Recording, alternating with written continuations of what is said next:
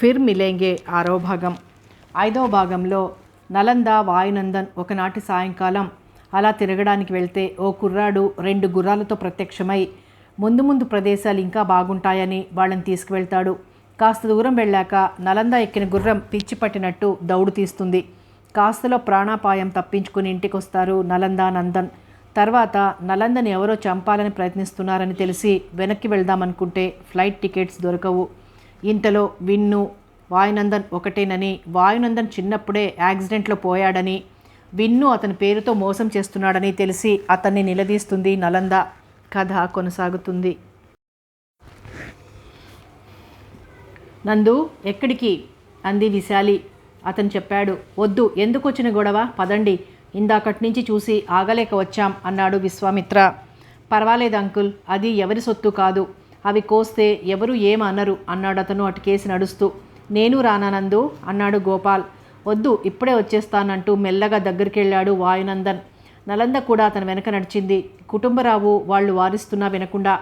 అప్పుడే హఠాత్తుగా ఈదురుగాలి మొదలై ఆ వెంటనే పెద్ద పెట్టున స్నో పడ్డం మొదలుపెట్టింది. విశాలి వాళ్ళు షెల్టర్ కేసి పరిగెత్తారు. నలంద చెట్టు కేసే పరిగెత్తింది. ఆ చెట్టు కాస్త ఎత్తుగా ఉన్న కొండ మీదుంది. అక్కడికి చేరడానికి మరి కాస్త దూరం ఉంది.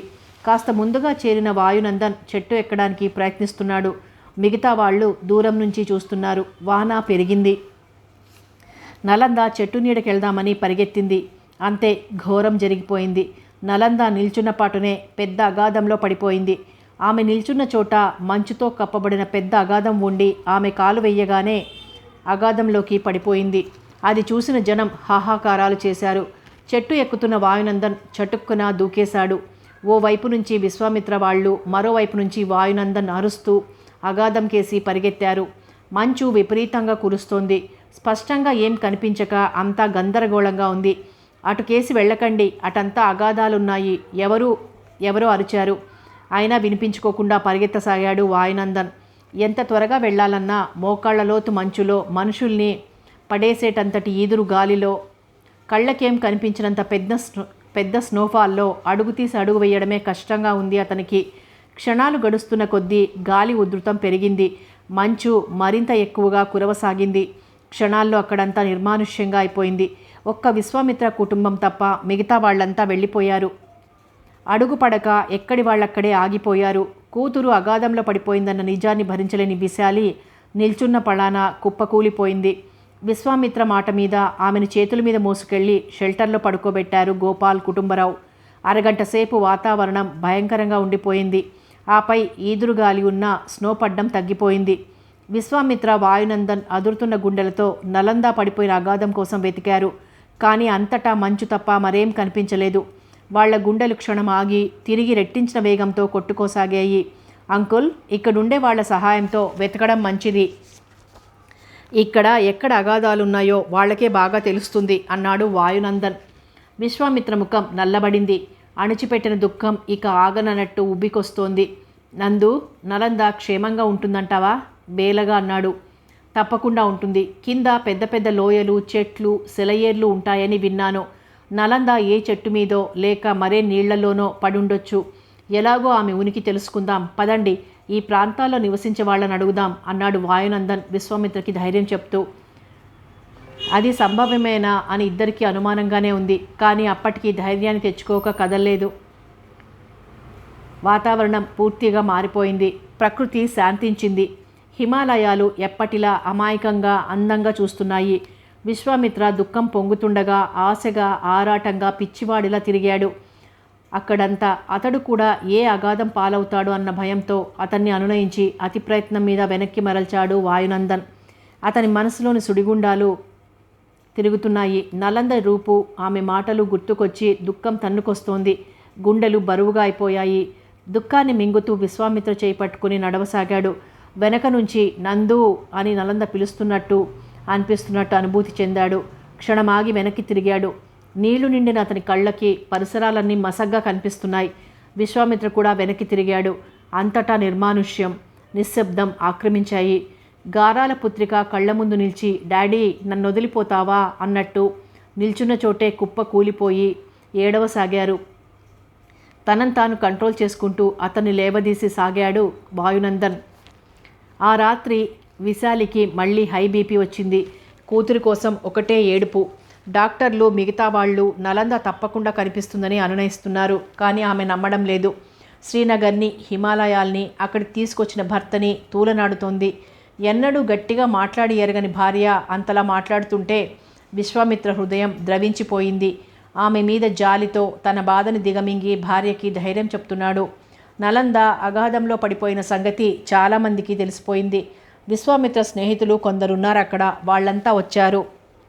విశాలిని చూస్తుండమని అర్జున్కి, గోపాల్కి చెప్పి వాళ్లతో కలిసి మళ్ళీ గుల్మార్గ్ వెళ్ళారు విశ్వామిత్ర. అతని స్నేహితులే కాక కొందరు ఆ పరిసరాలు తెలిసిన వారు, కొందరు పోలీస్ ఆఫీసర్స్ కూడా బయలుదేరారు. వాయునందన్ ముందే ఉన్నాడు. రోప్వే దగ్గర చాలామంది జనం ఉన్నా ఎవరూ స్కేటింగ్ చేయడం లేదు. అసలు అటువైపే వెళ్ళడం లేదు. ఎవరి నోట విన్నా నిన్నటి సంఘటన గురించే. విశ్వామిత్ర వాళ్ళంతా కలిసి నలంద పడిన ప్రాంతాలకు వెళ్ళారు జాగ్రత్తగా. వాళ్ళకి ముందు ఆ పరిసరాలు బాగా తెలిసిన ఇద్దరు యువకులు కర్రగుచ్చుకుంటూ జాగ్రత్తగా వెళ్తున్నారు. వాళ్ళ నడుములకి తాళ్ళు కట్టి ఉన్నాయి. ఆ తాళ్ళు ఒకతని చేతిలో ఉన్నాయి. వెనగ్గా నడుస్తున్న ఒక వృద్ధుడు చెట్టుకున్న పూలు చూసి, అవేం పూలు, అక్కడికి ఎలా వచ్చాయి అన్నాడు ఆశ్చర్యంగా. వాటి కోసమే మా అమ్మాయి వెళ్ళింది, వణుకుతున్న స్వరంతో చెప్పాడు విశ్వామిత్ర. వృద్ధుడి కళ్ళు వింతగా ముడుచుకున్నాయి. అరే, అలాంటి పూలు మేమెప్పుడు చూడలేదే అన్నారు కొందరు. మీరే కాదు, ఎవరూ చూసి ఉండరు. ఎందుకంటే ఆ పూలు ఆ చెట్టుకి పూసినవి కావు, గంభీరంగా అన్నాడు వృద్ధుడు. తుళ్ళిపడ్డారంతా. అంటే ఆదుర్దాగా అడిగాడు విశ్వామిత్ర. అవి కావాలని ఎవరో అక్కడ కట్టారు. ఎందుకు చెప్తాను అని. రఫీ, నువ్వు జాగ్రత్తగా వెళ్ళి ఆ చెట్టుకున్న పూలు తీసుకురా అన్నాడు వృద్ధుడు. వెంటనే ముందుకు సాగుతున్న యువకులలో ఒకతను జాగ్రత్తగా చెట్టు దగ్గరికి వెళ్ళి చెట్టెక్కి ఆ పూలు తీసుకొచ్చాడు. చిత్రం, అసలు అవి మామూలు పూలు కాదు, ప్లాస్టిక్ పూలు. అది ఖరీదైన ఇంపోర్టెడ్ ఫ్లవర్స్. విశ్వామిత్ర కళ్ళు ముడుచుకున్నాయి. ఈ పూలు ఆ చెట్టు మీదకి ఎలా వెళ్ళాయి అన్నాడు. అతనిలో పోలీసు గుణం మేలుకుంది. మీ నలందని ఎవరో చంపాలని ప్లాన్ వేసినట్టున్నారు అన్నాడొకడు. తుళ్ళిపడ్డారంతా. ఎస్, నలందకి పూలంటే చాలా ఇష్టం. ఇవాళ అటు కేసు వస్తుందని తెలిసి ఎవరో ఈ పూలని అమర్చారు. ఈ అగాధాలున్న చోట వాళ్ళు ఊహించినట్టు నలంద పూల కోసం వెళ్ళింది. మంచు కప్పి ఉండడం వల్ల అగాధంలోకి నడిచి పడిపోయింది. సో ఇది బాగా తెలిసిన వాళ్ళు చేసిన పనే.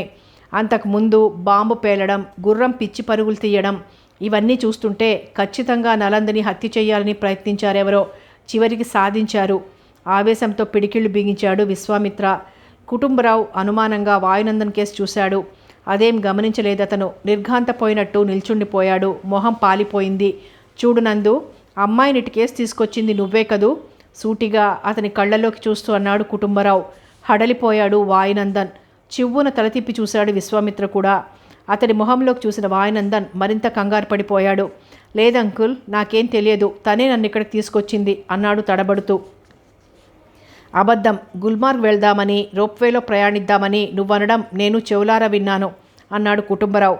వాయునందన్ నోట మాట రాలేదు. మొహం నిండా చెమటలు పట్టాయి. అతని వాలకం చూసి అందరిలోనూ కుటుంబరావు మాట నిజమేనేమో అనిపించింది. అయితే విశ్వామిత్ర మాత్రం ఏం మాట్లాడలేదు. అతనికంతా అయోమయంగా ఉంది. నా మాట నమ్మండి అంకుల్, నేను నలందతో మాట్లాడాలన్న మాట నిజమే కానీ ఇక్కడికి తీసుకొచ్చింది మాత్రం నలందే. విశ్వామిత్ర మౌనం వాయునందన్ని కలవరపరిచింది. ముందు నలందని రక్షించడానికి ప్రయత్నించాలి అన్నాడు విశ్వామిత్ర. కొందరు యువకులు నడుముకి తాళ్ళు కట్టుకొని కర్రలతో పొడుచుకుంటూ వెళ్ళి కనిపించిన కొన్ని ఓ పాటి గోతుల్లోకి వెళ్ళి చూశారు. అలా చెట్టు పరిసరాలన్నీ చూశారు. కానీ నలంద పడిపోయిన అగాధం మాత్రం కనిపించలేదు. చివరికి నలంద అగాధంలో పడ్డాక మంచు వల్ల ఆ అగాధం పూర్తిగా మూసుకుపోయి ఉంటుందన్న నిర్ణయానికి వచ్చేశారు. యువకుల నడుములకి కట్టిన తాళ్ళు మరోవైపు పట్టుకొని నడుస్తున్న కొందరు. సారీ సార్, ఇంకా ఆమె మీద ఆశ వదులుకోవచ్చు అన్నారు. విశ్వామిత్ర ఒళ్ళు చల్లబడ్డట్లయింది. స్పృహ తప్పుతుందేమో అని కూడా అనిపించింది. అతి కష్టం మీద తనను తాను ఓదార్చుకుంటూ వెనుదిరిగాడు వాళ్ళందరికీ కృతజ్ఞతలు చెప్పి. అందరి మొహాల్లోనూ అంతులేని విషాదం కనిపిస్తోంది. వాయునందన్ మొహం కత్తివాటుకు నెత్తురుబొట్టు లేనంతగా పాలిపోయి మౌనంగా హోటల్ దగ్గరకు వచ్చి ఎవరి దారిన వాళ్ళు వెళ్ళిపోయారు. విశ్వామిత్రకి మరోసారి సారీ చెప్పి వాయునందన్ కూడా వెళ్ళిపోయాడు. ఉసూరుమంటూ రూమ్లోకి వచ్చారు విశ్వామిత్ర, కుటుంబరావు. నలంద గురించి వార్త విన్న మిన్ను మొహం 10 లంకణాలు చేసినంతగా వాడిపోయింది. ఆత్మీయులు పోయినట్టు బాధపడుతున్నాడతను. సరసు పార్వతమ్మ కూడా చాలా బాధపడ్డారు. అప్పుడే వచ్చిన కొడుకుతో, విన్ను, ఆ నలంద అగాధంలో పడిపోయిందట, విన్నావా అంది పార్వతమ్మ. విన్నాను క్లుప్తంగా అనేసి మంచం మీద వాలిపోయాడతను. భారంగా నిట్టూర్చింది పార్వతమ్మ. అసలు నలంద వాళ్ళంటే పెద్ద కొడుక్కి అంత అయిష్టత ఎందుకు ఆమెకు అర్థం కాలేదు. నిజానికి విన్ను మూర్ఖుడు కాదు, దుర్మార్గుడు కాదు. కానీ ఎందుకు నలంద వాళ్ళ విషయంలో చిత్రంగా ప్రవర్తిస్తున్నాడు అనుకుంది బాధగా. మిన్ను మెల్లగా అన్న దగ్గరకు వచ్చాడు. అన్నయ్య, అలా టెర్రస్ మీదకి వెళ్దామా అన్నాడు మృదువుగా. తోచినప్పుడు టెర్రస్ మీదకి వెళ్ళి దూరపు కొండలు చూస్తూ గడపడం వాళ్ళకి అలవాటే. విన్ను మౌనంగా లేచాడు. ఇద్దరూ కలిసి టెర్రస్ మీదకి వెళ్ళారు. విన్ను మొహం పేలడానికి సిద్ధంగా ఉన్న అగ్నిపర్వతంలా ఉంది. ఇద్దరూ ఓ పక్కగా ఉన్న డ్రమ్ముల మీద కూర్చున్నారు. 2 నిమిషాలు భయంకర నిశ్శబ్దం ఆవరించింది వారి మధ్య. అన్నయ్య మెల్లగా పిలిచాడు మిన్ను సంభాషణకి నాందీగా. విన్ను అతని కేసు చూశాడు. ఎందుకింత ఘోరం చేశావు? శాంత గంభీర స్వరంతో అన్నాడు మిన్ను. తుళ్ళిపడి చూశాడు విన్ను. నలందని నువ్వే హత్య చేశావు కదూ? మిన్ను, అవును, ఆమెని చాలా రోజులుగా చంపాలని ప్లాన్స్ వేస్తున్నావు. ఇప్పటికీ సక్సెస్ అయింది.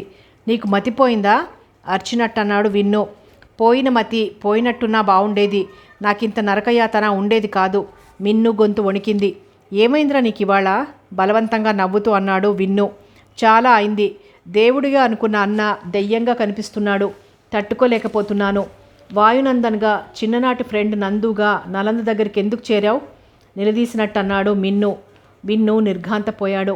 ఇదంతా నాకెలా తెలిసిందని ఆశ్చర్యపోతున్నావా?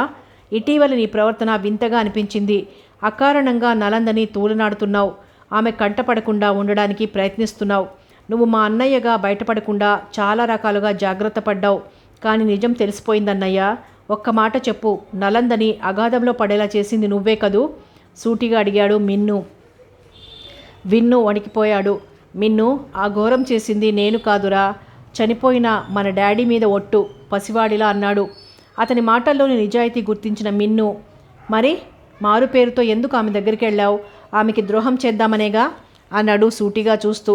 అవును, కానీ ఇప్పుడు చంపాలని ప్రయత్నించిన మాత్రం నువ్వు కాదంటావు, అంతేనా? అంతేకాదు, ఆమెతో నిజం చెప్పేద్దామని నిర్ణయించుకున్నాను. కానీ ఈలోగానే ఆమెకి తెలిసిపోయింది. నన్ను నిలదీయడానికి అక్కడికి తీసుకెళ్ళింది. నేను పరిస్థితి అంతా చెప్పుకొని క్షమించమన్నాను. ఆమె ఆలోచనలో పడింది. ఈలోగా ఘోరం జరిగిపోయింది బాధతో అన్నాడు విన్ను. ఆలోచనలో పడిపోయాడు మిన్ను. నీకిదంతా ఎలా తెలిసింది తమ్ముడి మొహంలోకి చూస్తూ అడిగాడు. సారీ అన్నయ్య, నీ డైరీ చూశాను దోషిలా అన్నాడు మిన్ను. అయితే నేనెందుకు చేశానో కూడా తెలుసుండాలిగా. నీ అసలు డైరీ తీసుకురావడం మర్చిపోయావేమో. ఓ చిన్న డైరీలో కొత్తగా మొదలుపెట్టావు. నిజమే అన్నాడు విన్ను. తర్వాత తను ఎలా నలందతో పరిచయం చేసుకున్నది, ఎందుకు చేసుకున్నది వివరంగా చెప్పాడు. నిర్ఘాంతపోయాడు మిన్ను. విశ్వామిత్ర గారు ఇంత దుర్మార్గులా అన్నాడు గొణిగినట్టు. అది ఆ దేవుడికే తెలియాలి. కానీ తప్పు చేసింది తండ్రి అయితే కూతురికి శిక్ష వేయాలనుకోవడం నా మూర్ఖత్వమే పశ్చాత్తాపంగా అన్నాడు విన్ను. అయితే నలంద ఏదో అనబోయిన మిన్ను ఎవరో వస్తున్న అలికిడై చివ్వున తలతిప్పి చూశాడు. అతనితో పాటు విన్ను కూడా చూశాడు. అంతే, ఇద్దరి మొహాలు పాలిపోయాయి. కారణం, అక్కడ గుమ్మంలో గోడ కానుకొని నిల్చునున్నాడు కుటుంబరావు. వాళ్ళ మాటలన్నీ విన్నాడని అర్థమైంది అన్నదమ్ములకి. మీరెప్పుడొచ్చారు అన్నాడు నందుగా వాయునందనుగా నలందకి చేరువైన విన్ను. ఎప్పుడొస్తే ఏంలే, నీ గతమంతా తెలిసింది అంటూ అదోలా నవ్వి వెళ్ళిపోయాడు కుటుంబరావు. విశ్వామిత్ర నెత్తిన చేతులు పెట్టుకుని కూర్చున్నాడు. అంతకుముందే డాక్టర్ వచ్చి విశాలిని చూసి ఇంజెక్షన్ ఇచ్చి వెళ్ళాడు. కూతురు అగాధంలో పడిపోవడం, భార్యకి హై బీపీ వచ్చి సీరియస్ అయిపోవడం అతని ధైర్య సాహసాల మీద పెద్ద దెబ్బే తీశాయి. నలంద విషయం విన్న ఎవరికైనా ఆమె బతుకుతుందన్న ఆశ లేదు. విశాలి మంచం మీద శవంలా పడుంటే అర్జున్ ఓ మూలగా కూర్చుని ఏడుస్తున్నాడు. గోపాల్కి ఇదంతా ఏదో పీడకలలా అనిపిస్తోంది. అసలు నలంద చనిపోయిందన్న ఊహే వాళ్ళందరినీ వణికించేస్తోంది. వాయునందన్ మీద కుటుంబరావుకి అనుమానం ఉన్నట్టు గ్రహించాడు విశ్వామిత్ర. అయితే అతనికి మాత్రం ఎలాంటి భావం లేదు. అతనిలోని పోలీస్ మనసు మెల్లగా లేచి ఓసారి అతనితో మాట్లాడాలి అనుకుంది. నలంద విషయం మిన్నుకి చెప్పి రావాలనుంది అర్జున్కి. భయంగా తన మనసులోని మాట విశ్వామిత్రకు చెప్పాడు. విశ్వామిత్ర మౌనంగా ఉండిపోయినా కుటుంబరావు నేను వెళ్ళి చెప్తానని వెళ్ళాడు. అతను వెళ్ళి కూడా చాలాసేపు అయింది. వాతావరణం దయనీయంగా ఉంది. ఎవ్వరి నోట మాట రావడం లేదు. అలాంటి పరిస్థితిలో కుటుంబరావు పరుగులాంటి నడకతో వచ్చాడు. అతని మొహంలోకి చూసిన అందరూ తెల్లబోయారు. ఏం జరిగింది అన్నాడు విశ్వామిత్ర. నలందని ఎవరు లోయలో పడేశారో తెలిసింది. తుళ్ళిపడి లేచారంతా. ఎవరు నాన్న ఆత్రంగా అడిగాడు గోపాల్. వాయునందన్. ఇది నువ్వు మొదటి నుంచి అంటున్నదేగా నిరాశగా అన్నాడు విశ్వామిత్ర. అదే నిజమైంది. అసలు ఆ నందు ఎవరో తెలుసా? ఏం ప్రశ్న అది? నలంద ఫ్రెండ్కి కజిన్. కాస్త నిష్ఠూరంగా అన్నాడు విశ్వామిత్ర. కాదు మరి? అతను రఘువీర్ పెద్ద కొడుకు. పేరు వాయునందనే గాని మీరనుకున్నట్టు అతను వనజ కజిన్ కాదు. అతన్ని అందరూ విన్ను అంటారు. వాట్? పక్కనే బాంబు పేలినట్టు తుళ్ళిపడ్డాడు విశ్వామిత్ర. అవును, అతను విదేశాల్లో ఉన్నాడని విన్నాంగా. అతడు వచ్చాడు. వస్తూనే మీ మీద పగబట్టాడు. అంతేకాదు, మనతో పాటు పిచ్చివాడుగా ప్రయాణించిన మిన్ను రఘువీర్ చిన్న కొడుకు. పార్వతమ్మ రఘువీర్ భార్య. ఆయాసపడుతూ చెప్పాడు కుటుంబరావు. విశ్వామిత్ర మొహం వెలవెలపోయింది. అయితే ఆ మిన్ను పిచ్చి లేదు. అతనికి కాస్త మతిస్థిరం తప్పిన మాట నిజమే. మన నలంద వల్ల కోలుకున్న మాట నిజమే అంటూ అన్నదమ్ముల మధ్య జరిగిన సంభాషణంతా వివరంగా చెప్పాడు కుటుంబరావు. గోపాల్ పిడికిలు బిగించి పళ్ళు నూరాడు. అర్జున్ ప్రతిమల అయిపోయాడు. అయితే నలంద మీద హత్యా ప్రయత్నం చేసింది, హోటల్లో బాంబు, గుర్రం పరుగులు తీయడం గుర్తొచ్చి అన్నాడు విశ్వామిత్ర. ఇంకా అనుమానం ఎందుకు? ఖచ్చితంగా ఇదంతా వాడి పనే.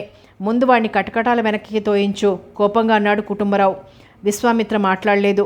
కానీ అతని కళ్ళు ఎర్రబడ్డాయి. కింది పెదవి పళ్ల మధ్య నలిగింది. పిడికిళ్ళు బిగుసుకున్నాయి. మధ్యాహ్నపు సూర్యుళ్ళ మండి పడేటట్టున్న అతన్ని చూసి అందరూ కంగారు పడిపోయారు. కూతురు పోయిందన్న దుఃఖం, ఇంత తెలివిగల తనని ఆ వాయునందన్ ఓ ఫూల్లా చేసి ఆడించాడన్న కోపం, ఎన్నో కేసుల్లో నేరస్తుల్ని ముప్పు తిప్పలు పెట్టి మట్టి కరిపించిన తను ఓ యువకుడి చేతుల్లో చిత్తుగా మోసపోయానన్న అవమానం అతన్ని ఉక్కిరిబిక్కిరి చేసేశాయి. వాడిని వదలను, వాణ్ణి ఉరికంబానికి ఎక్కిస్తాను గొణుక్కున్నాడు. గోపాల్ ఏదో అనబోతుంటే ప్లీజ్ లీవ్ మీ అలోన్ అంటూ మరో గదిలోకి వెళ్ళి తలుపులు మూసుకుని మంచం మీద వాలిపోయాడు. అతని కళ్ళ ముందు డాక్టర్ రఘువీర్ మెదిలాడు. డాక్టర్ రఘువీర్ జన్మతః సంపన్నుడు. దానికి తగ్గట్టు మంచి సర్జన్గా పేరుంది. దానికి తగ్గ సంపాదన ఉంది. అతనికి 2 కొడుకులు. పెద్ద కొడుకు స్టేట్స్లోనూ, చిన్న కొడుకు వైజాగ్లోనూ చదువుకుంటున్నారు. పిల్లలిద్దరికీ తండ్రంటే పంచప్రాణాలు. అతని భార్య కూడా ఇంటికి దీపం లాంటి ఇల్లాలే. అతని జీవితం నవ్వుల నావలా సాగిపోతుండగా సుడిగుండాల్లా అతని మీద స్మగ్లర్ అన్న ముద్ర పడింది. తరచూ అతను విజయవాడ రావడం, గెస్ట్ హౌస్లో 2-3 రోజులు ఉండడం మామూలే. అయితే ఆ రావడం అంతర్జాతీయ స్మగ్లర్స్తో మంతనాలు జరపడానికి మాత్రమే అన్న వార్త గుప్పమంది. పైకొస్తున్న వాళ్ళకి అలాంటి అపవాదులు రావడం మామూలే అనుకున్న రఘువీర్ పెద్దగా పట్టించుకోలేదు. కానీ ప్రభుత్వం ఊరుకోలేదు. అతని మీద కన్నేసి ఉంచింది. అంతేకాదు, సమర్థుడు అనుకున్న ఎస్పీ విశ్వామిత్రని నియమించింది అతని గురించి కనుక్కోమని. అతను రంగంలోకి దిగాడు. అయితే ఎంత ప్రయత్నించినా రఘువీర్ని దోషిగా చూపలేకపోయాడు. అయినా అతని ప్రయత్నం మానలేదు. కొన్నాళ్ల తర్వాత ఓ రాత్రి 10 గంటల సమయంలో విశ్వామిత్ర ఇంటి ఫోన్ మోగింది. విశ్వామిత్ర తనే రిసీవర్ తీశాడు. హలో, ఎస్పీ గారు కావాలి. బొంగురుగా ఉందో గొంతు. ఎస్ స్పీకింగ్ అన్నాడు విశ్వామిత్ర. మీకు ముఖ్యమైన సమాచారం ఇవ్వబోతున్నాను అవతలి వ్యక్తి అన్నాడు. ఏమిటి? ఎవరు మీరు? కళ్ళు చిట్లించి అదోలా అడిగాడు విశ్వామిత్ర. నేనెవరైతేనేం, ఓ భారతీయుణ్ణనుకోండి చాలు. విషయం మాత్రం జాగ్రత్తగా వినండి. మీరు డాక్టర్ రఘువీర్ని స్మగ్లర్గా అనుమానిస్తున్నారు కదూ? అవును. అయితే మీరు అతన్ని దోషిగా నిరూపించాలని ఉంటే ఉన్నపాటున నర్మదా గెస్ట్ హౌస్కి వెళ్ళండి అంటూ ఫోన్ పెట్టేశాడు అతను. ఫోన్ పడేసినట్టు పెట్టి పరుగులాంటి నడకతో బయటకు వచ్చాడు విశ్వామిత్ర. 15 గంటలో Vishwamitra jeep Narmada guest house ముందాగింది. 2 అంతస్తుల ఆ గెస్ట్ హౌస్ వెలిగిపోతోంది. బిలబిలలాడుతూ దిగుతున్న పోలీసుల్ని చూసి హడలిపోతున్నాడు వాచ్మెన్. దండాలు బాబు అన్నాడు అందరినీ చూస్తూ. డాక్టర్ రఘువీర్ గారు ఎక్కడున్నారు? గంభీరంగా అన్నాడు విశ్వామిత్ర. క్షణం బిత్తరపోయాడు వాచ్మెన్. మళ్ళీ అడిగాడు విశ్వామిత్ర. డాక్టర్ బాబు గారు తడబడుతూ చెప్పాడతను. మెట్లెక్కి వెళ్తున్న విశ్వామిత్ర కన్నా ముందు వెళ్ళబోతున్న వాచ్మెన్తో నువ్వు రావద్దు, బయటే ఉండు అధికారయుతంగా అన్నాడు విశ్వామిత్ర. అతను నిస్సహాయంగా ఆగిపోయాడు. విశ్వామిత్ర రఘువీర్ని ఏ గదిలో ఉన్నాడో తెలుసుకుని గబగబా అక్కడికి వెళ్ళాడు. తలుపు వేసుంది. బాదినట్టు తలుపు తట్టాడు. తలుపు తీయలేదు. కానీ లోపల ఎవరో నడిచిన అలికిడైంది. మరోసారి అరిచాడు విశ్వామిత్ర. అప్పుడే కరెంట్ ఆఫ్ అయింది. క్షణం కంగారు పడి మళ్ళీ రెట్టించిన గొంతుతో డోంట్ మూవ్ అన్నాడు రివాల్వర్ తీసి. అప్పుడే ఎవరో పరిగెడుతున్న చప్పుడైంది. అటు పరిగెత్తాడు విశ్వామిత్ర. అతని పిలుపు విని కానిస్టేబుల్స్ వాళ్ళు కూడా బిలబిలా పైకొచ్చారు. తలుపులు తీసిన చప్పుడై మళ్ళీ అటు పరిగెత్తాడు విశ్వామిత్ర. అప్పుడే దూరంగా ఏదో పడ్డట్టై రివాల్వర్తో సహా అటు కేసి పరిగెత్తారు అంతా.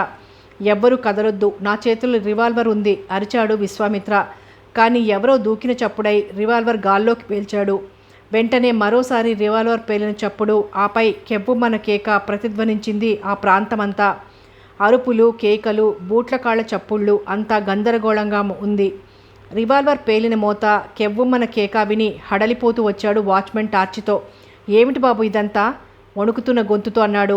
విశ్వామిత్ర మాట మీద మెయిన్ ఎక్కడుందో తెలుసుకుని ఫ్యూజ్ వేశాడు ఓ కానిస్టేబుల్. మళ్ళీ భవంతి పట్టపగల్లా అయిపోయింది.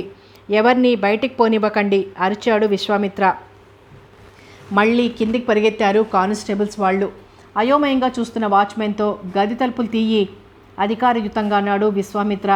అతని చేతిలోని రివాల్వర్ ఇంకా స్టడీగానే ఉంది. వణుకుతున్న చేతులతో మూసి ఉన్న గది తలుపులు తోశాడు వాచ్మెన్. గది ఖాళీగా ఉంది. అయ్యగారేరి దాదాపు ఏడుస్తున్నట్టన్నాడు వాచ్మెన్. ఏ మూల ఉంటాడు చూడండి, రివాల్వర్ దెబ్బ తగిలినట్టు నాటకం ఆడుతుంటాడు కర్కశంగా అన్నాడు విశ్వామిత్ర. అందరూ తలో మూలకి పరిగెత్తారు. బాబూ దిక్కులు పిక్కటిల్లలా అరిచాడు వాచ్మెన్. అతని అరుపుకి తుళ్ళిపడ్డారంతా. బాబూ, డాక్టర్ బాబు గారు నోట్లో గుడ్డ కుక్కుని ఏడవసాగాడు వాచ్మెన్. అందరూ అతని దగ్గరికి చేరిపోయారు. ఏమిటి చిరాగ్గా అన్నాడు విశ్వామిత్ర. అటు అటు చూడండి బాబు, కళ్ళు మూసుకుని వేలితో ఓ దిక్కుకి చూపించాడతను. అంతే, బిగుసుకుపోయారంతా. ముందు విశ్వామిత్ర తేరుకొని ఒక్కంగలో అక్కడికి పరిగెత్తాడు. అక్కడ రక్తం మడుగులో రఘువీర్, అతని పక్కగా రివాల్వర్ కణతల నుంచి రక్తం ప్రవహిస్తోంది. మై గాడ్ అంటూ గబాల్న అతని పల్స్ చూశాడు విశ్వామిత్ర. అయితే రఘువీర్ ప్రాణాలు అనంతవాయువుల్లో కలిసిపోయాయి. పాలిపోయిన మొహంతో ప్రతిమల అలాగే నిల్చుండిపోయాడు కొన్ని క్షణాలు. వాచ్మెన్ కెవ్వుమని పెద్దగా అరిచి రఘువీర్ మీద పడిపోయాడు. అప్పటికి తేరుకున్న పోలీసులు అతన్ని బలవంతంగా యువతలికి లాగారు. క్షణాల్లో అక్కడంతా జనం తీర్థ ప్రజల్లా చేరిపోయారు. మోకాళ్ళ మీద కూర్చుని రఘువీర్ని, అతని పక్కన పడున్న రివాల్వర్ని మార్చి మార్చి చూశాడు విశ్వామిత్ర. ఇది రఘువీర్ గారి రివాల్వరేనా స్వగతంగా అన్నాడు.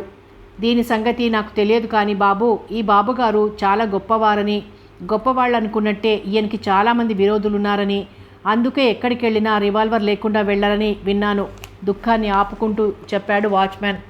జనాన్ని అదుపులో పెట్టలేకపోతున్నారు పోలీసులు. విశ్వామిత్ర ఫోన్ దగ్గరికి వెళ్ళి పోలీస్ స్టేషన్కి ఫోన్ చేశాడు. చూడండి, ఇక్కడ నర్మదా గెస్ట్ హౌస్లో డాక్టర్ రఘువీర్ ఆత్మహత్య చేసుకొని చనిపోయాడు అంటూ ఎవరేం చేయాలో చెప్పి ఫోన్ పెట్టేశాడు. వాచ్మెన్ కూలబడి ఏడుస్తూనే ఉన్నాడు. అతనున్నాళ్ళు తనకెంత డబ్బిచ్చేవాడో, పండక్కి ఎంత ఖరీదైన బట్టలు కుట్టించేవాడో, అతనిది ఎంత వెన్నలాంటి మనసో చెప్తూ మరీ ఏడుస్తున్నాడు. అతని కంఠంలో ఈ ఎస్పీ దొరగారి మూలానే రఘువీర్ చనిపోయాడన్న ధోరణి కనిపించింది వినేవాళ్ళకి. అయితే అదేం పట్టించుకునే స్థితిలో లేడు విశ్వామిత్ర. తనేమనుకున్నాడు, ఏం జరిగింది, అసలు రఘువీర్ ఎందుకు ఆత్మహత్య చేసుకున్నాడు, తన సంగతి తెలిసిపోయిందనా, ఈ విషయం నలుగురికి తెలిస్తే పరువు పోతుందనుకున్నాడా, ఆత్మహత్య చేసుకున్నాడు అంటే ఖచ్చితంగా ఇతను నేరస్తుడే గొణుక్కున్నాడు. తర్వాత శవ పరీక్షలు వగైరాలన్నీ అయ్యాయి. ఎన్ని విధాలుగా ఎంక్వైరీ చేసినా అతను స్మగ్లర్గా కానీ మరో రకంగా దుర్మార్గుడుగా కానీ నిరూపించలేకపోయాడు. అతని ఆత్మహత్య శేషప్రశ్నే అయింది. కేసు మూలపడింది. ప్రజల దృష్టిలో మాత్రం విశ్వామిత్రే చంపేసి ఆత్మహత్యగా కేసు మూయించాడని. మావయ్య తలుపు తట్టాడు గోపాల్. గతంలోకి వెళ్ళిన విశ్వామిత్ర తుళ్ళిపడి వర్తమానంలోకి వచ్చాడు. మరోసారి తలుపు తట్టాడు గోపాల్. విశ్వామిత్ర తలుపు తీయగానే అత్తయ్య పిచ్చిగా మాట్లాడుతోంది అన్నాడు కంగారుగా. పాలిపోయిన మొహంతో భార్య దగ్గరికి వచ్చాడు విశ్వామిత్ర. శ్రీనగర్కి కాస్త దూరంలో ఓ పల్లె మీదుగా ఓ పాటి చెక్క పెట్టి భుజానికి తగిలించుకొని అతి ప్రయాసగా నడుస్తున్నాడు ఒక వృద్ధుడు. అతని నడుం వంగిపోయింది. జుట్టు గడ్డం తెల్లగా నారపీచులా ఉంది. బట్టలు మాసి పీలికలుగా వేలాడుతున్నాయి.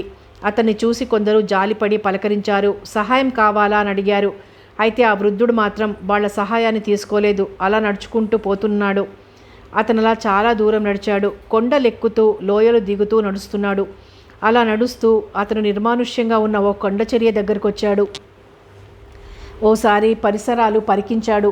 ఎక్కడా నరసంచారం లేదని గ్రహించి స్టడీగా నిల్చున్నాడు. చిత్రం, ఇప్పుడు అతని నడుం వంగిలేదు. మరోసారి పరిసరాలు చూశాడు. చుట్టూ బ్రహ్మాండమైన చెట్లు, హోరుమనిపించే ఈదురుగాలి తప్ప మరెవరూ లేరు. అంతకుముందు అతి భారంగా మోసుకుపోతున్న పెట్టె తేలిగ్గా తీసుకుపోతున్నాడు మంచులో నడుచుకుంటూ. అలా వెళ్ళి 4 చెట్ల మధ్యనున్న కొండ దగ్గరికి వెళ్ళాడు. చెట్టు మొదలకి కొండకి మధ్య ఓ పాటి బండరాయి ఉంది. దాని మీదంతా మంచు పేరుకుపోయింది. ఆ మంచును తొలగించి రాయిని కదిలించి పక్కకు నెట్టాడు. అక్కడ సన్నని దారి ఏర్పడింది. ఓసారి లోపలికి తొంగి చూసి పెట్టెని లోనికి దించి తర్వాత తను దిగాడు. మళ్ళీ పెట్టె పట్టుకుని సన్నని మార్గాన నడవసాగాడు. మరికొంత దూరం నడిచాక మరో మార్గం ఎండై మరో గొయ్యి కనిపించింది. ఆ గోతి మీదికి వంగి 2 చేతులు నోటి దగ్గరగా పెట్టి పెద్దగా అరిచాడు. అతని అరుపు ఆ కొండల్లో ప్రతిధ్వనించింది. అలా 4-5 సార్లు అరిచాక ప్రతిగా మరో కేక వినిపించింది. 10 నిమిషాల తర్వాత ఓ యువకుడు వచ్చాడక్కడికి. అతనే దాదా పెద్ద కొడుకు బక్రు. త్వరగా తీసుకో, అక్కడంతా గొడవగా ఉంది అన్నాడు పెట్టెని తెచ్చిన వృద్ధ వేషధారి రసన్. అతడు యువకుడే, బక్రూకి ప్రాణ స్నేహితుడు. బక్రు ఎక్కడున్నాడో అతనికి మాత్రమే తెలుసు. అతనే వీలున్నప్పుడు ముఖ్య అవసరాలైన వస్తువులను బక్రూకి అందజేస్తుంటాడు.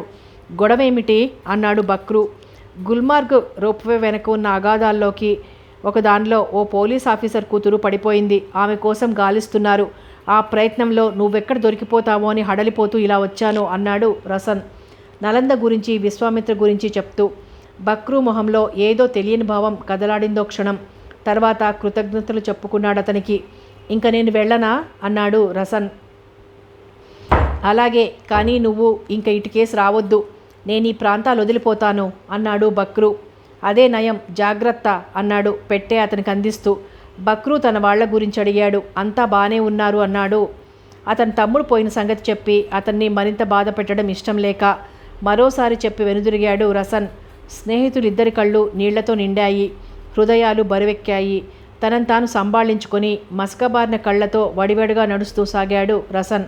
బక్రు మీద చాలా నేరాలున్నాయని, అవి ఎంతవరకు నిజాలో తెలియకపోయినా ప్రభుత్వం మాత్రం అవి నిజాలని నమ్ముతోందని, అందుకే బక్రూని ప్రాణాలతో పట్టుకున్న వాళ్ళకి ₹1,00,000 బహుమానం ప్రకటించబోతోందని, ఆ బహుమానం కోసం చాలామంది ప్రయత్నించి విఫలులయ్యారని అతనికి తెలుసు.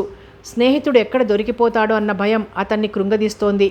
అందుకే ఇంకా అటు కేసు రాకూడదని నిర్ణయించుకున్నాడు కూడా. బక్రు స్థావరం మార్చేస్తానని చెప్పడంతో కాస్త తేలికైంది అతని మనసు. నేస్తం, అజ్ఞాతంగా అయినా సరే నువ్వు బతికుండాలి. నీ క్షేమం కోసం అల్లాని ప్రతిదినం ప్రార్థిస్తాను అనుకున్నాడు. అదో బ్రహ్మాండమైన లోయ. పట్టపగలైనా అక్కడ చిమ్మ చీకటిగా ఉంటుంది. అంతలా పెరిగాయి వృక్షాలు. చుట్టూ ఉన్న మంచు కొండలు అంత చీకట్లోనూ వెండిగోడల్లా కనిపిస్తున్నాయి. కొండల మధ్య నుంచి ఊబికి దూకుతున్న జలపాతాలు కిందికి జారి గలగలమని శబ్దం చేస్తూ సెలయేళ్లుగా మారిపోతున్నాయి. ఎముకలు కొరికే చలిలో 2 కోతులు సరసాలాడుకుంటున్నాయి. రకరకాల వృక్షాలు చిరుగాలికి తలలూపుతూ ఎప్పుడో పడ్డ మంచుని పూలజల్లులా రాలుస్తున్నాయి. ఆ లోయలోని ఓ సమతల ప్రదేశంలో ఓ చిన్న పందిరి లాంటిది ఒంటరి నక్షత్రంలా ఉంది. ఆ పందిట్లో గడ్డి, ఎండుటాకులు పరిచిన స్థలంలో ఓ యువతి శవాకారంలా పడుంది. ఆమె తల బక్రు ఒడిలో ఉంది. కాళ్ళు మరో యువకుడైన బోజా ఒళ్ళో ఉన్నాయి. ఇద్దరు అరికాళ్ళు అరచేతులు రుద్ది ఆమెకి స్పృహ తెప్పించాలని విశ్వప్రయత్నం చేస్తున్నారు. వాళ్ల పక్కన ఓ పెద్ద టార్చ్ ఉంది. వారి ఒంటి నిండా సరైన బట్టల్లేవు. కానీ వాళ్ల మొహాల్లో ఆ యువతిని కాపాడాలన్న దీక్ష ఉంది. ఆ యువతి నలంద. బక్రు, ఇంక ఈమె బతకడం కష్టం అన్నాడు బోజా. బక్రు మొహం క్షణం నల్లబడింది. లేదు, ఈమె చచ్చిపోవడానికి వీల్లేదు అన్నాడు అర్చినట్టు. బోజా మాట్లాడలేదు. ఇద్దరూ మరి కాసేపు అరికాళ్ళు అరచేతులు రుద్ది ఆమెలో చైతన్యం కలిగించాలని ప్రయత్నించారు. కానీ ఫలితం కనిపించలేదు. ఆమె ఒంటి మీద కప్పిన జంతు చర్మాన్ని సవరించి రసం తెచ్చిన పెట్టెలోంచి పాల పౌడర్, టీ తీసి టీ తయారు చేశాడు బక్రు. తర్వాత కాసిన్ని నీళ్లు పెట్టి ఆ వేడి నీళ్లతో ఆమె ఒళ్ళంతా తుడిచాడు.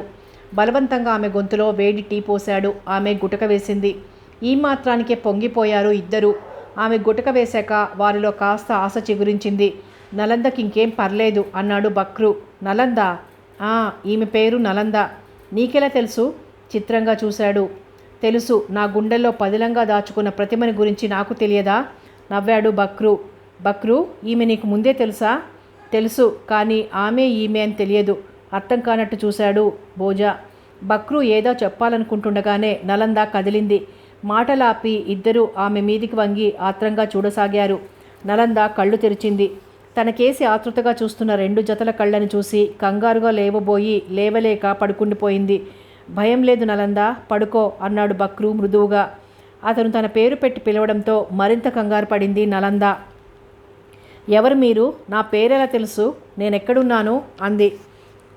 ఆమెకు అగాధంలో పడ్డం వరకే గుర్తొచ్చింది. పడ్డంతోటే తలకేదో తగిలి స్పృహ పోయింది. తను చచ్చిపోయిందని, అది నరకమని, వాళ్ళు యమభటులని అనుకుందో క్షణం అయోమయంగా. నీకు స్నేహితులమే, నువ్వు పడిపోయి స్పృహ తప్పి ఉండగా మేము అటుకేసి వచ్చాం. నిన్నిక్కడికి తీసుకొచ్చి నీకు స్పృహ తెప్పించడానికి ప్రయత్నించాం అన్నాడు భోజా. మెల్లగా లేచి కూర్చుంది నలంద. ఓసారి తలెత్తి బక్రు కేసు చూసింది. ఆ చిరువెలుగులోనే భారీ విగ్రహం, అందమైన రూపురేఖలు, విశాలమైన నుదురు, నల్లని ఒత్తైన జుట్టు, హీరోలా ఉన్నాడు. అసలే పసిమి ఛాయ, సూర్యరశ్మిని చూడకపోవడంతో మరీ తెల్లగా ఉన్నాడు. నల్లగా పెరిగిన గడ్డం అతనికి మరింత అందాన్ని తెచ్చిపెట్టింది. చూపులు చురుగ్గా ఉన్నాయి. ఏమిటలా చూస్తున్నావు? ఇబ్బందిగా కదులుతూ అన్నాడు బక్రు. ఏం లేదు, మీ పేర్లేమిటి? అంది నలంద కాస్త భయం తగ్గి. వారి వారి పేర్లు చెప్పారిద్దరు. తుళ్ళిపడింది నలంద. బక్రు బక్రు గొణుక్కుంది 2 సార్లు. నువ్వు దాదా పెద్ద కొడుకువా? అంది వణుకుతున్న గొంతుతో. అతను అవునన్నట్టు తలూపాడు. కెవ్వుమనంత పనిచేసిందామె. ఏమిటి? కంగారుగా అన్నారు యువకులిద్దరూ. నువ్వు బందిపోట్లలో చేరిపోయావా? ఎవరన్నారలా? మీ ఊరి వాళ్లే. పోన్లే, నిర్లక్ష్యంగా అన్నాడతను. నువ్వు ఇక్కడే ఉంటావా? నేనే కాదు, చాలామంది ఉంటారు. తిండి అది దొరికింది తింటాం. అది సరే, కాస్త టీ తాగుతావా? ఇక్కడ టీ కూడా ఉందా? ఆశ్చర్యంగా అడిగింది నలంద. స్పృహలేని నీకు టీ చాలాసార్లు పోశాం నవ్వాడతను. అతనంటే ఆమెకి భయం పోయింది. అయితే ఇవ్వు, చలితోనూ ఆకలితోనూ ప్రాణం పోయేలా ఉంది 2 చేతులు రుద్దుకుంటూ అంది. అతను టీ తయారు చేసిచ్చాడు. తర్వాత వాళ్ళిద్దరూ కలిసి ఆమెనెలా కాపాడారో, ఎంత భయపడ్డారో చెప్పారు. ఎలాగైనా ఆమె తల్లిదండ్రుల దగ్గరికి చేరుస్తామని వాగ్దానం చేశారు. ఆమెకి ఎక్కడలేని శక్తి వచ్చింది. అయితే ఇక్కడి నుంచి ఎప్పుడు వెళ్దాం? అంది ఉత్సాహంగా. అది అంత తేలిక కాదు. సమయం సందర్భం చూసి నిన్నే అక్కడ చేరుస్తాం. తొందరపడకు అన్నాడు బక్రు. అంతలో 10 మంది యువకులు తుఫాన్లా వచ్చి పడ్డారక్కడికి. వాళ్ళు కూడా సరైన గుడ్డలు కట్టుకోలేదు. కానీ ప్రతివారి దగ్గర ఓ మిషన్ గన్ ఉంది. మొహాలు క్రూరంగా ఉన్నాయి. కంగారుగా లేచారు భోజా, బక్రు. త్వరగా మనం ఇక్కడి నుంచి వెళ్ళిపోవాలి. ఇవాళో రేపో ఇక్కడికి పోలీసులు రాబోతున్నారు ఒకడన్నాడు. బక్రు నవ్వాడు. ఇక్కడికా? పోలీసులా? ఈ పర్వత గర్భంలోకి వచ్చి ప్రాణాలతో తిరిగి వెళ్ళలేమని వాళ్ళకి బాగా తెలుసు. లేదు బక్రు, మాకు వచ్చిన వార్త గాలి వార్త కాదు. అయినా ఇక్కడున్నా మరింత లోతుకెళ్ళినా మన పనులేం ఆగిపోవు. తొందరగా లేచి సామాన్లు సర్దు. ఎక్కడికి వెళ్దాం? ఆతృతగా అన్నాడు భోజా. పాతాళ లోయలోకి వెళ్దాం. పాతాళ లోయలోక? అమ్మో, ఇక్కడ ఎప్పుడూ వచ్చే మంచు తోడేళ్ళు అక్కడ రోజూ కనిపిస్తాయి. ఇటు పోలీసుల నుంచి తప్పించుకోవాలని చూస్తామా, అటు వాటి బారి నుంచి తప్పించుకోవాలని చూస్తామా అన్నాడు భోజా. లేదు, ఈ మనుషుల కన్నా భయంకరమైనవి కావా మృగాలు. అయినా మన దగ్గర మిషన్ గన్లు, టార్చ్లు ఉన్నాయి. వాటితో మనల్ని మనం కాపాడుకోవచ్చు. పదండి, అంతకన్నా సురక్షితమైన స్థలం మరొకటి లేదు మరొకతనన్నాడు. బక్రు మాట్లాడలేదు. పాతాళ లోయంటే ఎక్కడుంటుంది? అంది నలంద. అప్పుడు చూశారు అంతా ఆమెకేసి. ఎవరిమే? గంభీరంగా అడిగాడు ఒకతను. బక్రు చెప్పాడు. వాళ్ళందరి ముఖాలు అదోలా అయిపోయాయి. సరే, త్వరగా బయలుదేరండి అన్నాడు. ఈ అమ్మాయి? నలంద పరిస్థితి చెప్పాడు బక్రు. వాళ్ల మొహాలు మరింత సీరియస్గా అయిపోయాయి. కాల్చిపారేయ్, ఈవిడిగారు ఓ పోలీస్ ఆఫీసర్ కూతురే అంటున్నావుగా. మనల్ని జంతువుల్లా వేటాడి చంపే ఆ పోలీసోళ్ల మీద జాలెందుకు? కర్కశంగా అన్నాడు ఒకతను. బక్రు నవ్వాడు. మీరెళ్ళండి, నేనొస్తాను అన్నాడు శాంతంగా. వాళ్ళందరూ కలిసి వెళ్దామన్నా వినిపించుకోకుండా అనునయించి వాళ్లతో పాటు భోజాని కూడా పంపేశాడు. ఇదంతా గమనిస్తూనే ఉంది నలంద. వాళ్ళంతా రాడికల్సా? అంది. అతడు ఒకసారి ఆమె కేసి తీక్షణంగా చూసి, నాకు సన్నిహితులు అన్నాడు. తర్వాత పెట్టెలను సరంజామా తీసి నలందకి ఆహారం సమకూర్చాడు. ఈ నిర్జన ప్రదేశంలో తనని అతనెంత శ్రమపడి బ్రతికించాడో అర్థమైంది. ఆమె మనసంతా అతని పట్ల కృతజ్ఞతాభావంతో నిండిపోయింది. మరి నువ్వు తినవా? మృదువుగా అడిగింది ఆహారం తనొక్కదానికే పెట్టడం చూసి. పర్వాలేదు, నేను తిండి నీళ్లు లేకుండా ఎన్నాళ్ళైనా ఉండగలను. కానీ నువ్వు ఉండలేవు. అంతగా ఆకలేస్తే అదిగో ఆ నీళ్లలోని చేపలు తెచ్చుకొని కాల్చుకొని తింటాను. నువ్వు తినేయి నవ్వుతూ అన్నాడతను. ఆమె కళ్ళకి అతను దేవుడిలా కనిపించాడు. ఇతను నేరాలు చేశాడా అనుకుంది. బ్రెడ్ ఎండిపోయింది కదూ, కానీ తప్పదు, ప్రస్తుతం అదే అమృతం. నవ్వాడు బక్రు. ఆమె కూడా నవ్వింది. అర్ధరాత్రి కావస్తోంది. హఠాత్తుగా ఆకాశం మేఘావృతమయ్యి ప్రళయం వచ్చేలా ఈదురుగాలి, ఉరుములు మెరుపులు మొదలయ్యాయి. అసలే చలిలో వణికిపోతూ పడుకున్న నలంద మరీ వణికిపోయింది. గాలికి చెట్లు దెయ్యాల్లా తలలూపుతున్నాయి. క్షణాల్లో వాతావరణం భయంకరంగా మారిపోయింది. ముడుచుకొని పడుకున్న నలంద గభాల లేచి కూర్చుంది. అంతా కటిక చీకటి. బక్రూ భయం భయంగా పిలిచింది. గాఢ నిద్రలో ఉన్న బక్రూకి ఆమె కేక వినిపించలేదు. మరోసారి పిలిచింది. ఈసారి అతను కదిలి మళ్ళీ పడుకున్నాడు. మెల్లగా లేచి తడుముకుంటూ అతని దగ్గరకు వచ్చింది. బక్రూ వంగి కాస్త గట్టిగా పిలిచింది. తుళ్ళిపడి లేచి కూర్చున్నాడు అతను. బక్రూ, వానొచ్చేలా ఉంది, వణికిపోతూ అంది నలంద. అతను పైకి చూశాడు. మెరుపుల వెలుగులో చెట్లు భయంకరంగా ఊగుతున్నాయి. అతనికేం చెయ్యాలో అర్థం కాలేదు. నిజానికి అలాంటి వాన అంటే అతనికేం భయం లేదు. కానీ ప్రస్తుతం నలంద ఉంది. ఆమె ఎంత సుకుమారో అతనికి తెలుసు. అయినా ఆమెకి ధైర్యం చెప్పి తను కప్పుకున్న జంతు చర్మం కూడా ఆమెకిచ్చి, పడుకో, ఎంత వాన పడినా మన మీద పడదు, మనకి చెట్లు కొండ అడ్డుగా ఉన్నాయి అన్నాడు. అయితే అతని మాట నిజం కాలేదు. అంతకుముందు ఓ మాదిరిగా పారే జలపాతాలు వేగంగా దుముకుతున్నాయి. పెద్ద వర్షం పడబోతుందన్నమాట. గొణుక్కున్నాడు అతను. నలంద మరింత వణికిపోతోంది. ఈదురుగాలి, నీళ్లు దూకుతున్నట్టు, చెట్ల కొమ్మలు విరిగి పడుతున్నట్టు ఒకటే చప్పుళ్ళు. నిశాచరుల్లా, ఓ క్రూర మృగంలా, పిశాచంలా తిరిగే బక్రు కూడా ఆ వాతావరణం భయం కలిగించింది. నీళ్లు నలువైపుల నుంచి పడి పల్లానికి పరుగులు తీస్తున్నాయి. వాతావరణం అలాగే ఉంటే మరో గంటలో లోయ మొత్తం మునిగిపోతుందేమో అనిపించింది. బక్రు, నాకు భయంగా ఉంది అంది నలంద. ఎంత ధైర్యస్తురాలైనా ఆ వాతావరణం, ఎముకలు కొరికే ఆ చలి, సరైన తిండి లేక నీరసించిపోయిన ఆమె శరీరం ఆమెను కృంగదీసింది. నలంద, నువ్వు ఇక్కడే ఉంటావా? నేను అలా వెళ్ళొస్తాను అన్నాడతను. ఆమె హడిలిపోయింది. ఉండను, నేను నీతో పాటే వస్తాను అంది. సరే పద. సరంజామా అంతా భుజాల మీద వేసుకుని ఓ ఎత్తుగా ఉన్న గుట్టకేసి నడిచాడు. కొన్ని సామాన్లు పట్టుకొని ఆమె అతన్ని అనుసరించింది. మెరుపులు పెరిగిపోతున్నాయి. నీళ్లధారలు పెరిగాయి. బక్రు గుట్ట ఎక్కాడు. ఓ చేత్తో టార్చ్, మరో చేత్తో నలంద చేతిని పట్టుకుని.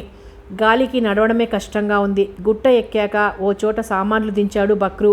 అక్కడ పెద్ద రాయి ఉంది. పరిశీలనగా చూస్తే దానికో ద్వారం కనిపిస్తుంది. ఆ పరిసరాలు తెలియని వారైతే అది వట్టి కొండరాయని అనుకుంటారు తప్ప ఆ రాతిలో ఓ పాటి గుహ ఉంటుందని గ్రహించరు. నలందని ఓ పక్కగా ఉండమని చెప్పి టార్చ్ లైట్ గుహలోకి ఫోకస్ చేశాడు. లోపల నుంచి ఏదో ఎర్రగా మెరుస్తూ కనిపించాయి. వెంటనే గుర్రుమన్న శబ్దం వచ్చింది. గబాల్నా సంచిలో ఉన్న ఓ రివాల్వర్ తీశాడు బక్రు. నలంద భయంగా చూస్తోంది. లైట్ ఆపకుండా లోపలికి వేసే ఉంచాడు బక్రు. అది ఓ తోడేలు. హిమాలయాల్లో అతి ప్రమాదకరమైన జంతువు. అది ఎంతటి మనిషినైనా చీల్చి చెండాడేయగలదు. టార్చ్ వెలుగు కళ్ళల్లో పడుతుంటే గుర్రుమంటూ అక్కడే ఉండిపోయింది. అవి వెలుతురు కన్నా చీకటినే బాగా చూడగలవు. దాన్ని రాళ్లు వేసి కవ్వించాడతను. అతను ఎదురు చూసినట్టు ఒక్క దూకు దూకబోయి బక్రు చేతిలోని రివాల్వర్ బుల్లెట్ తగిలి భయంకరంగా అరిచి పడిపోయి గిలగిలా కొట్టుకొని చచ్చిపోయింది. చచ్చిన దాన్ని అవతలికి లాగిపడేసి మరింకేమైనా ఉన్నాయేమో అన్నట్టు గుహంతా చూసి ఏం లేవు అన్న నమ్మకం కుదిరాక లోపలంతా క్లీన్ చేసి సామాన్లు మూలగా పెట్టి ఆమెకి పక్క సిద్ధం చేశాడు బక్రు. జరిగిందంతా చూస్తున్న నలంద గుండె వేగంగా కొట్టుకుంది. అతను ఆమెని లోనికి తీసుకెళ్ళి పడుకోమన్నాడు. ఆమె భయంగా చూసింది. ఆమె మొహంలోని భయానికి నవ్వాడు బక్రు. పర్వాలేదు, పడుకో, ఇంకే తోడేలు రాదు, వచ్చినా నేను చూసుకుంటాను అన్నాడు. ఆమె లోపలికెళ్ళి బక్రు వేసిన పక్క మీద ముడుచుకొని పడుకుంది. బక్రు బయట గుమ్మానికి అడ్డంగా పడుకున్నాడు. అతనికి నిద్ర రావడం లేదు. మనసంతా నలంద ఆక్రమించేసింది. అతనికి నలందతో పరిచయం గుర్తుకొచ్చింది. సుమారు 15 ఏళ్ల క్రితం తండ్రితో పాటు వెళ్ళిన బక్రూకి బాబ్డ్ హెయిర్తో, తెల్లటి వెల్వెట్ గౌనుతో, రెపరెపలాడే విశాల నేత్రాలతో ఉత్సాహంగా తిరిగే నలంద కనిపించింది. అప్పుడు అతనికి 10 ఏళ్లుంటాయి. ఆమెకి 5 ఏళ్లుండొచ్చు. కుందనపు బొమ్మలా ఉన్న నలంద అతనికి ఎంతగానో నచ్చింది. చనువుగా పలకరించాడు. పేరడిగి తెలుసుకున్నాడు. తన పేరు చెప్పాడు. ఆమెకు కూడా అతను నచ్చాడు. వచ్చిరాని హిందీలో ఆమె, వచ్చిరాని తెలుగులో అతను కలిసి ఎన్నో కబుర్లు చెప్పుకునేవారు. విశ్వామిత్ర కూడా అతన్ని అభిమానించేవాడు. వాళ్ళు వెళ్ళిపోయేటప్పుడు బక్రూకి ఏడుపొచ్చింది. నలందకి దిగులుగానే ఉన్నా మరీ అంత బాధగా లేదు. అందుకే అతన్ని ఓదార్చింది. మళ్ళీ వస్తూ ఉంటాంగా, అప్పుడు మళ్ళీ మనం ఎంచక్క కథలు కబుర్లు చెప్పుకుందాం అని ప్రామిస్ చేసింది. తర్వాత 2 ఏళ్లకు కానీ రాలేదు నలంద వాళ్ళు వచ్చారని తండ్రి చెప్పడంతో ప్రాణం లేచొచ్చినట్లయింది బక్రూకి. బాణంలా దూసుకుపోయాడు నలంద దిగిన హోటల్ దగ్గరికి. అయితే అతను ఎదురు చూసినంతగా ఆమె చూడ్డం లేదు. నలంద, బావున్నావా అన్నాడు ఇంత మొహం చేసుకుని. ఆమె తలూపింది. కానీ అతను కూతుర్ని పేరు పెట్టి పిలవడం విశాలికి నచ్చలేదు. అది గమనించిన దాదా, నలంద కాదు అమ్మాయి గారని పిలవాలి అన్నాడు గంభీరంగా. బక్రూ ముఖం చిన్నబోయింది. పర్లేదు దాదా, నలంద అనే పిలవచ్చు అంది నలంద నవ్వుతూ. బక్రూ ముఖం వెలిగిపోయింది. అయితే ఆ ఆనందం ఎక్కువసేపు నిలవలేదు. నలంద తండ్రి చెయ్యి పట్టుకుని, బక్రూ, మేం బజార్ వెళ్తున్నాం అని బయటికి వెళ్ళిపోయింది. నువ్వెందుకు ఇక్కడ, ఇంటికి వెళ్ళిపో గంభీరంగా అన్నాడు దాదా తను కారు దగ్గరికి వెళ్తూ. బక్రూ మొహం చిన్నబోయింది. నలందతో ఎన్నో కబుర్లు చెప్పుకోవాలని, ఎంతోసేపు గడపాలని కొండంత ఆశతో వచ్చాడతను. కానీ అతని ఆశ ఫలించలేదు. ఉసూరుమంటూ వెనక్కి తిరిగాడు. తర్వాత చాలాసార్లు నలంద వాళ్ళు శ్రీనగర్ వచ్చారు కానీ నలంద మాత్రం బక్రూన్ గురించి అడగలేదు. అసలు దాదాపు అతన్ని మర్చిపోయిందని అనొచ్చు. కానీ అతను మాత్రం ఆమెని మర్చిపోలేదు. తెలియని ఆరాధన అతని గుండెల్లో నిలిచిపోయింది. ఆమె రూపం అతని కళ్ళలో స్థిరంగా ఉండిపోయింది. అతని ధోరణి కనిపెట్టిన దాదా అతన్ని హోటల్ ఛాయలకే రాకూడదని ఆంక్షలు పెట్టాడు. కథ కొనసాగుతుంది.